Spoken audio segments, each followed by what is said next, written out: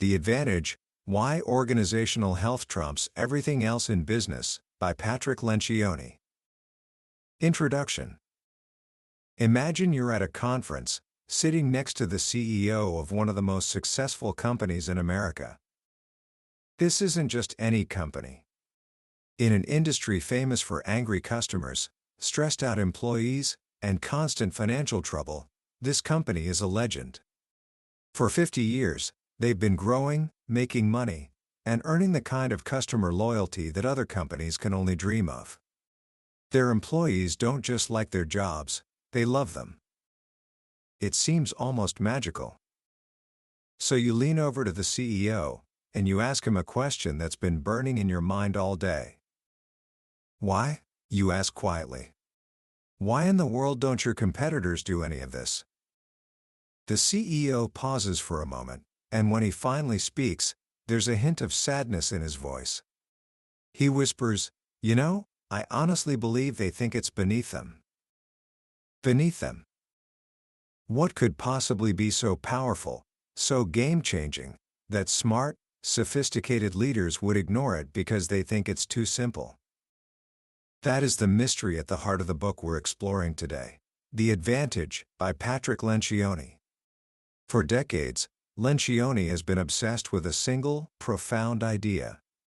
He first felt it as a kid, listening to his salesman father come home frustrated, not by the work, but by the chaos and confusion inside his own company. Lencioni saw it again as a young consultant, realizing that the biggest problems his clients faced weren't about strategy or finance, but something far more human. He discovered that the single greatest advantage any team or organization can achieve is something he calls organizational health. And yet, it's almost completely ignored. It's simple, it's free, and it's available to anyone who wants it. By the end of our time together today, I promise you this: you will understand this hidden advantage. You'll see why it's more powerful than being smart, more important than having talent, and more lasting than any single great idea.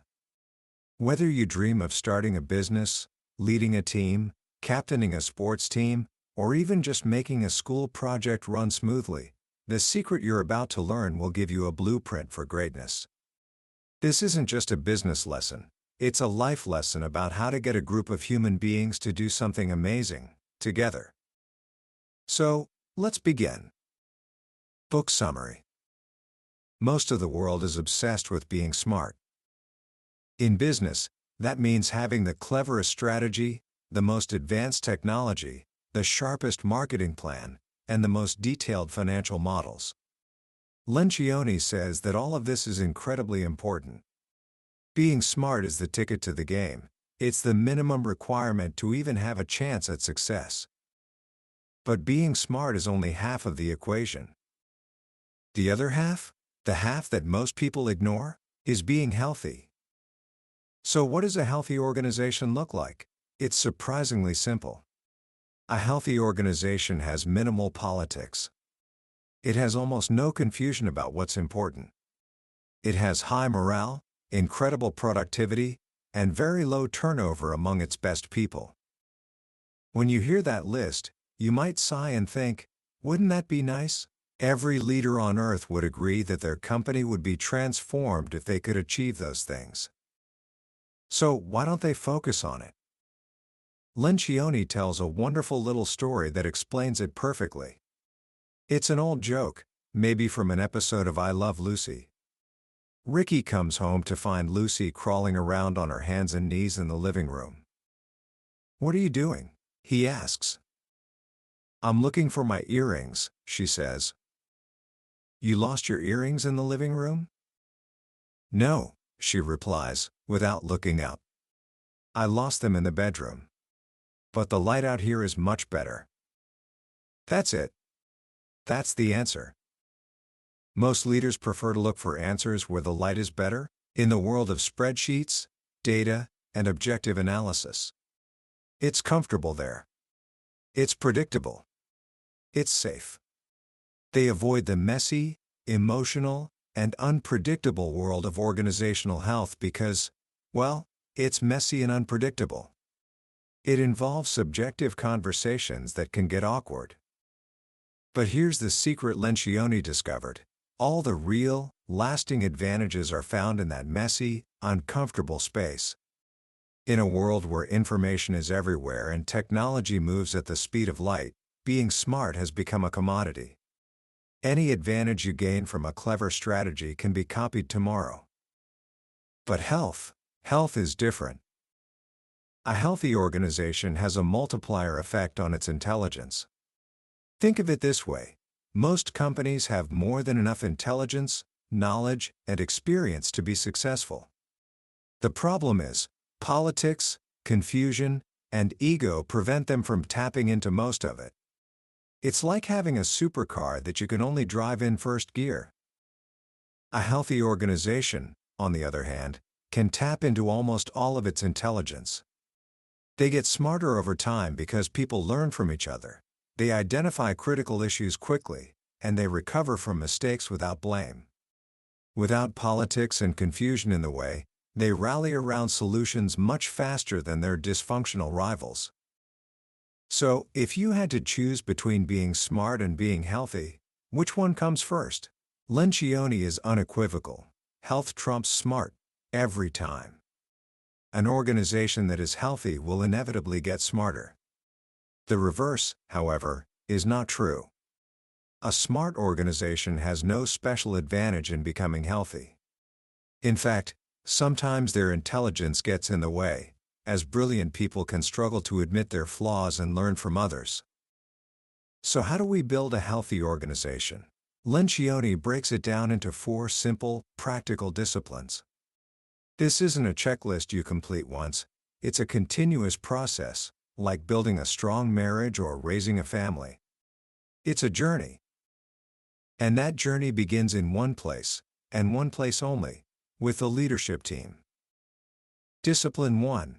Build a cohesive leadership team. You cannot have a healthy organization if the people at the top are not a true cohesive team. It's like a family. If the parents' relationship is dysfunctional, the whole family will feel it. Dysfunction at the top inevitably cascades down and infects everything. But what is a real team? The word is so overused it's almost lost its meaning. Most leadership groups, Lencioni argues, aren't teams at all. They're what he calls working groups. A working group is like a golf team. Each player goes off, plays their own game, and at the end of the day, they just add up their scores. They might wear the same shirt, but they aren't playing together. A real team is like a basketball team. They play together on the same court at the same time. They pass the ball, they set picks for one another, they communicate constantly. Their success is completely interdependent. Becoming a real team is a strategic choice. It requires sacrifice. And to do it, a leadership team must master 5 fundamental behaviors. Lencioni famously laid these out in his book The 5 Dysfunctions of a Team, and they form the foundation of a healthy organization. Think of them as a pyramid. You can't get to the top without building a solid base. The foundation, the very bottom of the pyramid, is trust. But this isn't the kind of trust you might be thinking of. It's not predictive trust, where you know someone will do what they say they'll do. That's important, but it's not the foundation. The kind of trust needed here is vulnerability-based trust. This is what happens when team members are completely comfortable being transparent, honest, and naked with one another. It's when they can say things like, "I screwed up," "I need help," "Your idea is better than mine," or "I'm sorry," and genuinely mean it. When everyone on the team knows that no one is hiding their weaknesses or mistakes, they develop a deep and uncommon bond. They stop wasting time and energy on politics and managing impressions. How do you build this? It starts with small steps. Lencioni uses a simple exercise called personal histories. He asks team members to answer a few non-threatening questions about their lives. Where did you grow up? How many siblings do you have? What was the most difficult challenge of your childhood? In just 20 minutes, something incredible happens. The tough-guarded CFO might reveal that his family was so poor they didn't have indoor plumbing, and suddenly everyone understands why he's so careful with the budget. The dynamic of the team changes. People see each other as human beings, not just job titles. This brings us to a fascinating psychological phenomenon called the fundamental attribution error. It sounds complicated, but it's simple. We tend to judge others by their actions, but we judge ourselves by our intentions. If someone else cuts you off in traffic, they're a jerk. If you cut someone off in traffic, it's because you're late for an important meeting and you didn't see them.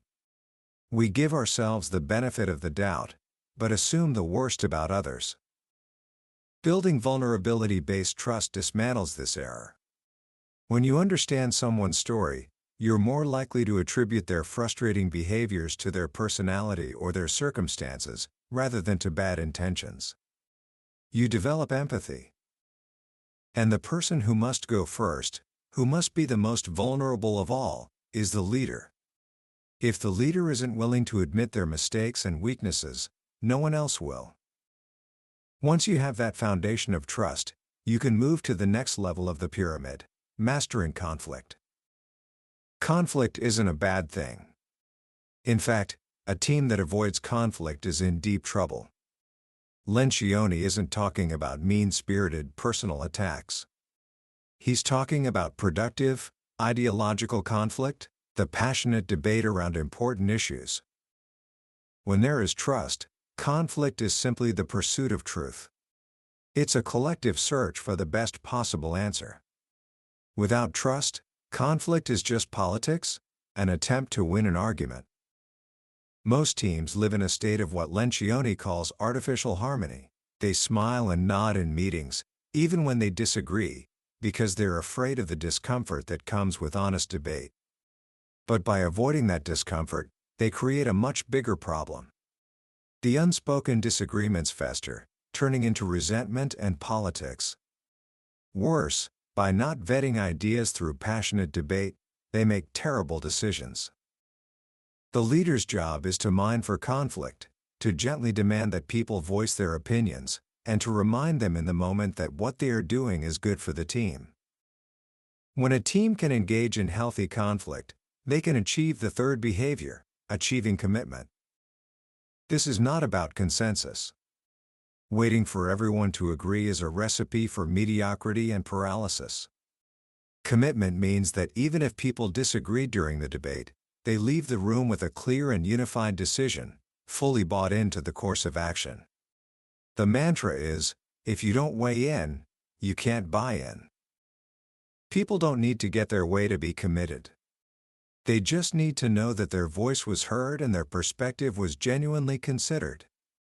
When they've had that opportunity, they can rally behind a decision even if it wasn't their first choice. Without this, you get passive agreement. Leaders nod in the meeting, then go back to their desks and do nothing to support the decision. They quietly wait for it to fail so they can say, "I told you so." This passive sabotage is deadly. The only way to prevent it is to demand conflict and debate, so that everyone has a chance to weigh in before a final decision is made. At the end of every meeting, a cohesive team clarifies exactly what was decided and what they are all committing to do. This leads us to the fourth behavior, embracing accountability. On a great team, the primary source of accountability isn't the leader, it's each other. It's peer-to-peer accountability. Team members are willing to call each other out when someone's actions are counterproductive or when they fail to deliver on a commitment. This is perhaps the hardest behavior of all. Most of us hate confronting our peers. But on a cohesive team, it's not seen as a personal attack. It's simply a reminder to a teammate who has strayed off course. It's possible only because everyone has already committed to the decision. You can't hold someone accountable for something they never truly bought into in the first place. The leader's role here is crucial, but ironic. The leader must be willing to be the ultimate arbiter of accountability. If the team sees that the leader is afraid to confront difficult issues, they won't do it either. The more willing a leader is to hold people accountable, the less she will have to, because the team will start doing it for her. Finally, at the peak of the pyramid, is focusing on results. The ultimate point of building trust, mastering conflict, achieving commitment, and embracing accountability is to accomplish what the team sets out to accomplish. The ultimate measure of a great team is whether it achieves its goals. On a cohesive team, the goals are collective. No one can say, "Well, I did my part. It's not my fault we failed." The team wins together, or it loses together. This requires a profound shift in mindset. Lencioni calls it focusing on team number one. For any executive on a leadership team, their first team, team number one, is not the team they lead in their department.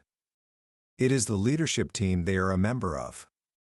They must put the needs of the greater organization ahead of the needs of their own department. When this happens, silos crumble, and decisions are made for the collective good.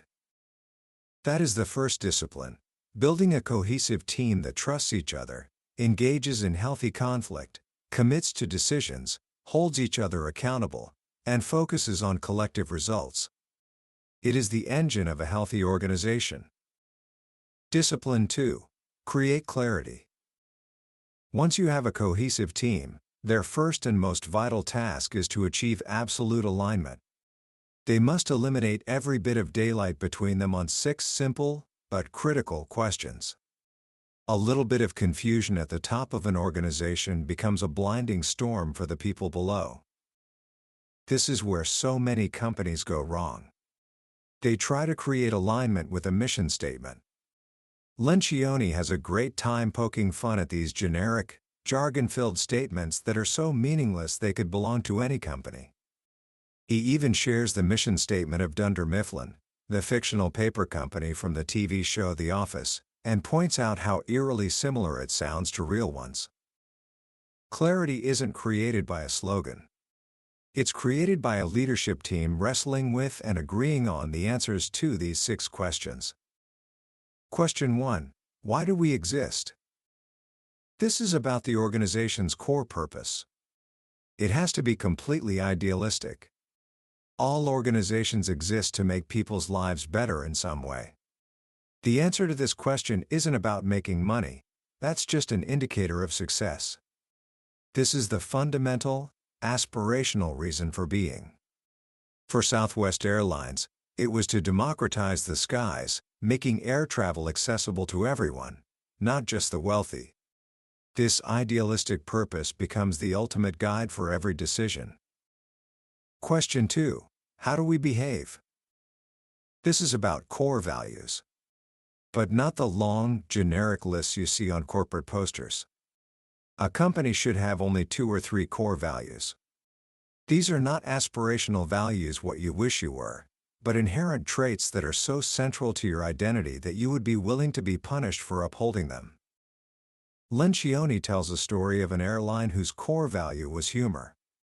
A customer wrote to the CEO complaining that a flight attendant was making jokes during the safety briefing. Most CEOs would apologize.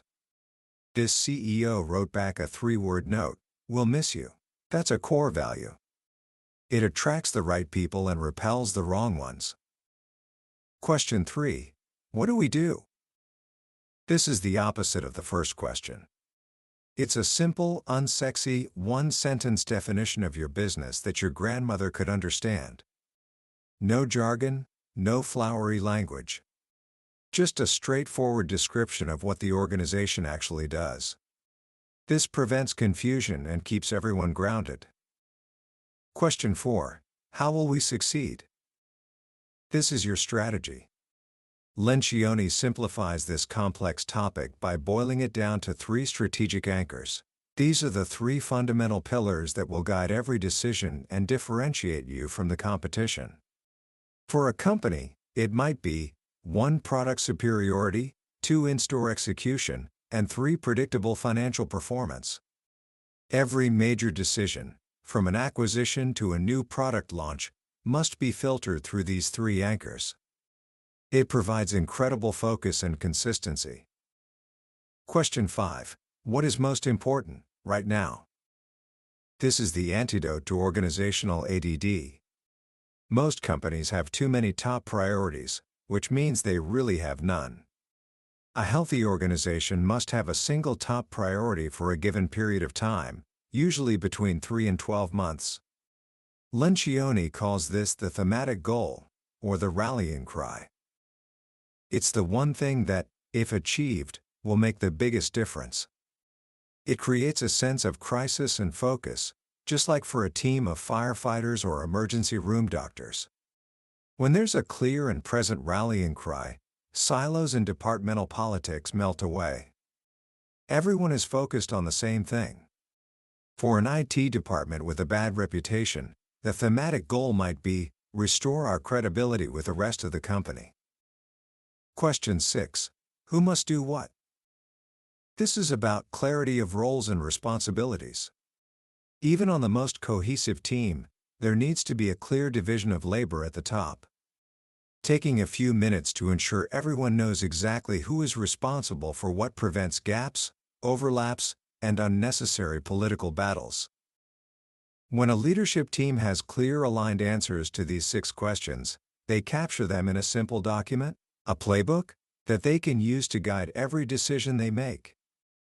Discipline 3. Over-communicate clarity. Now, having the answers is one thing. But if they stay in the playbook on a shelf, they're worthless. The next discipline is to communicate those answers over, and over, and over, and over, and over, and over, and over and over again. There's a theory that employees need to hear a message 7 times before they truly believe it. Leaders often resist this. They feel it's redundant, or they get bored saying the same thing. But repetition isn't about transferring new information. It's about demonstrating commitment and seriousness. Great leaders see themselves as chief reminding officers. The most effective way to do this is through cascading communication. After every leadership meeting, team members immediately go to their direct reports and communicate the same clear messages about what was decided. Those direct reports then do the same with their teams. When an employee in Australia hears the exact same message from her boss that her colleague in Germany just heard from his, a powerful sense of alignment is created. It's far more effective than any glossy newsletter or company-wide email. Discipline 4. Reinforce clarity.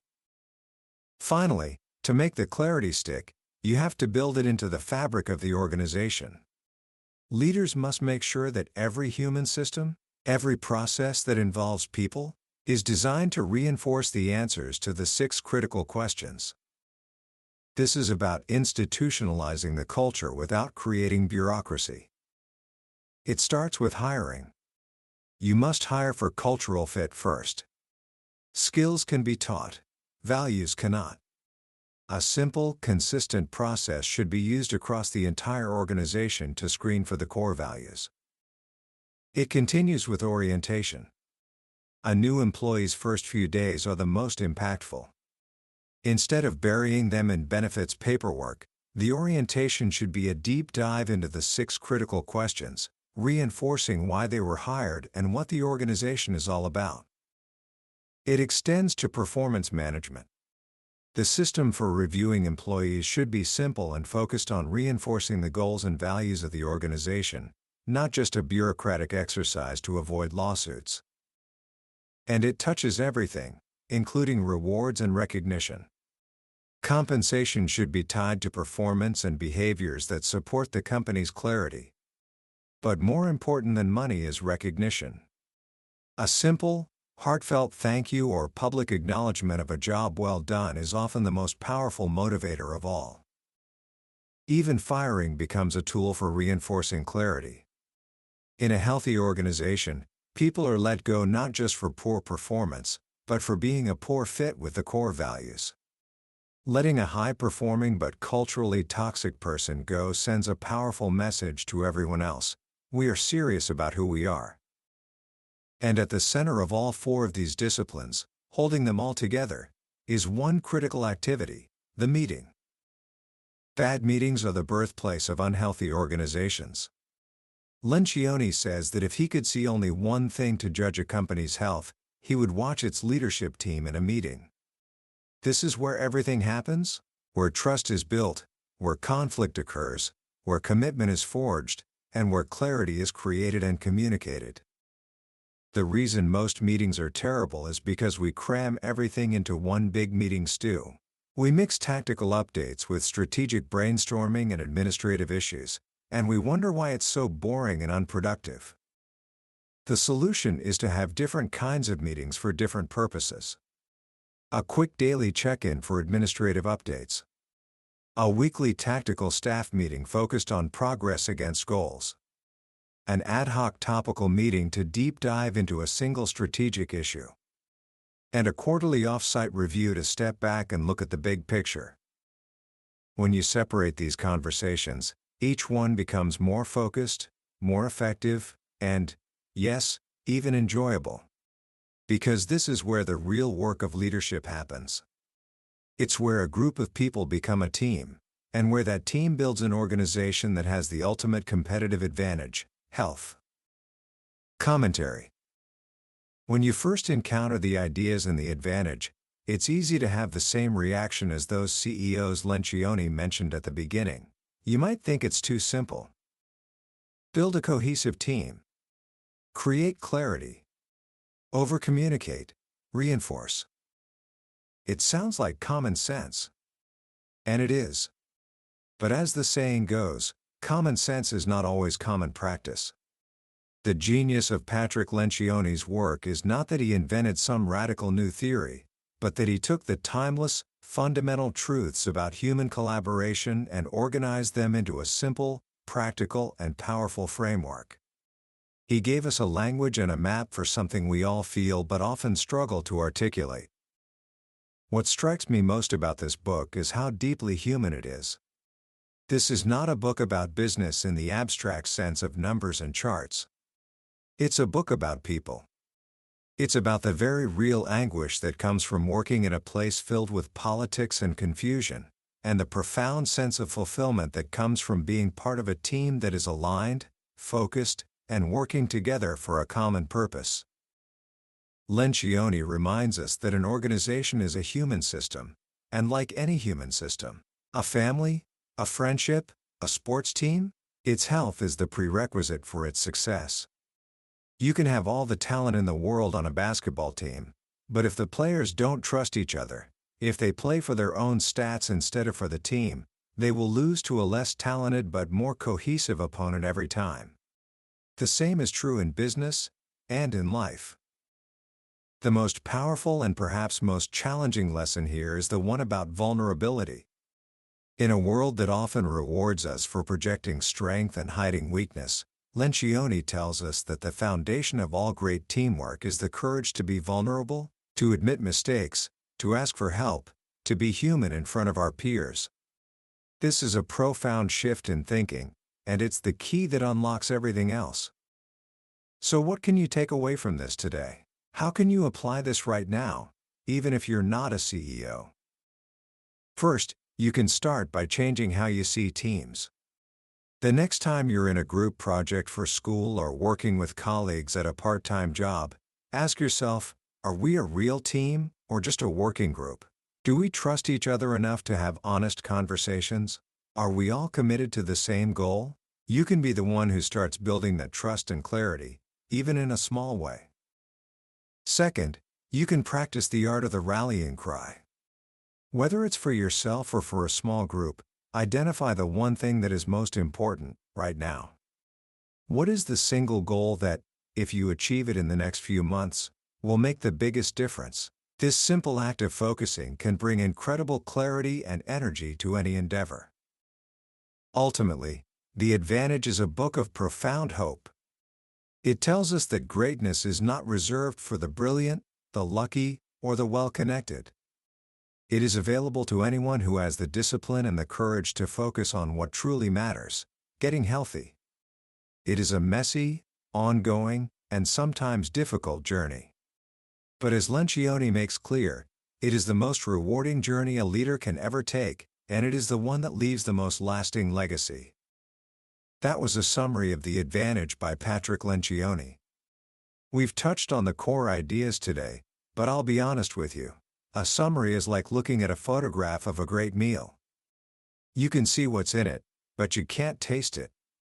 The real magic happens when you read the book for yourself. It's in the quiet moments, when a particular story or a simple phrase connects with your own experience in a way you didn't expect.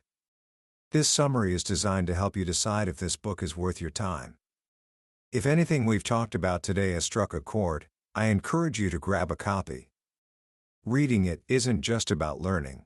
It's an experience that can genuinely change the way you see leadership and teamwork. The link to the book is in the description. Also, if you found this journey valuable, please show your support by liking this summary and subscribing to the channel. That way, you won't miss our next exploration into another life-changing book from the billionaire's bookshelf. Let's keep growing together.